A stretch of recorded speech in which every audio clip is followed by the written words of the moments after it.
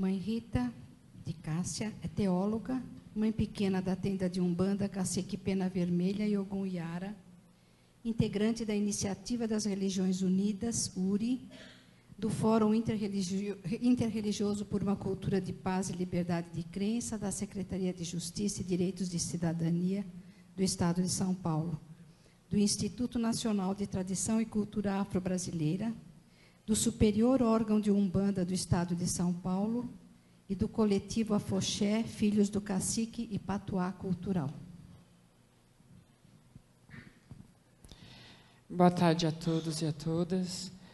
Em primeiro lugar, eu gostaria de agradecer ao convite, né?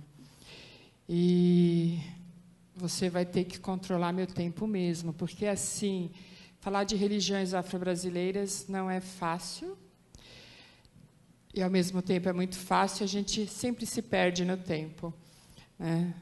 O tempo, uma das nossas maiores divindades. As religiões afro-brasileiras, elas são diversas, né? Temos aí uma diversidade de nações de candomblé, temos uma diversidade de nações de grupos da encantaria e temos uma diversidade enorme de umbandas, né? Porém, nós temos alguns aspectos que são semelhantes entre todas. E essa questão da morte, né, nas religiões afro-brasileiras, a morte, ela não é um acontecimento. A morte, para nós, é uma divindade, né? A morte, ela está dentro da mitologia africana, né, da mitologia iorubá, assim como está na mitologia banto, né, e também na Umbanda.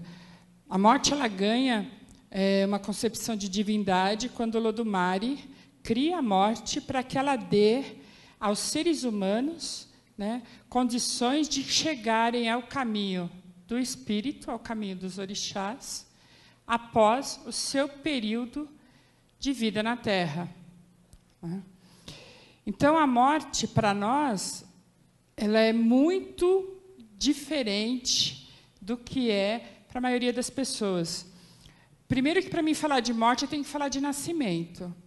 Porque uma pessoa das religiões afro-brasileiras, antes dela morrer, ela tem que nascer por orixá, né? Para nós, o corpo é o nosso instrumento sagrado, é o instrumento de manifestação do nosso orixá. E para que ele seja sagrado, existe um rito de iniciação, um rito de nascimento para o orixá. Quando chega o momento da morte, então tem que haver uma dessacralização desse corpo.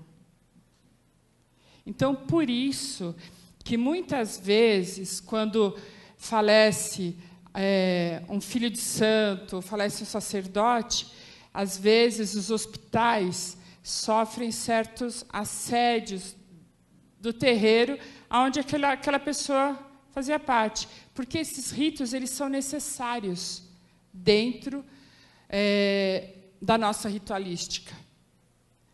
Porque é uma forma de você libertar aquele corpo, né, do espírito. Não é nem o espírito libertar o espírito do corpo, mas é diferente, é libertar o corpo do espírito. Porque quando você faz a iniciação, você abre aquele corpo para que ele tenha a presença do orixá constante. Quando você faz a dessacralização, você libera aquele corpo. E ele tem que voltar à terra, porque ele veio da terra. O orixá que constrói o nosso corpo, ele tira o nosso corpo da terra, então ele tem que voltar à terra. Para nós, nascer é uma festa, morrer também. Porque nós entendemos que a nossa vida, ela não termina, ela continua. A gente só sai do estado físico, matéria, e vai para um estado espiritual, onde se vai para o Orum e se vai conviver com a sua ancestralidade. Todos aqueles que morrem dentro das nossas tradições, dependendo do conhecimento que ela tem, ela é um ancestral de cada casa. Né? Ela não se perde. Ela não cai no esquecimento jamais. Então, se festeja a morte com tudo aquilo que aquela pessoa que morreu gosta. Você faz uma festa para ela. Né?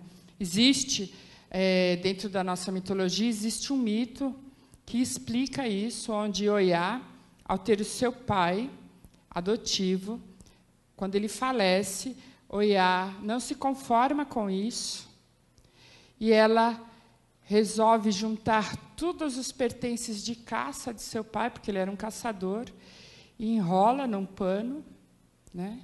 E faz todas as comidas que ele mais amava, que ele mais gostava, e canta durante 7 dias seguidos.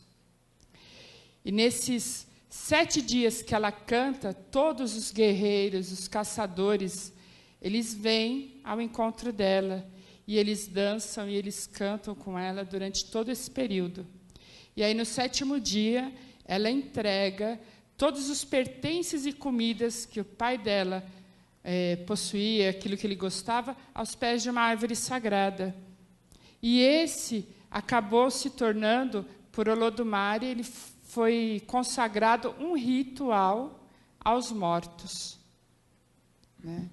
Então, esse rito, ele prevalece até hoje. Ele, no candomblé iorubá, ele é chamado de axexê, e existe, em cada nação, ele recebe um nome.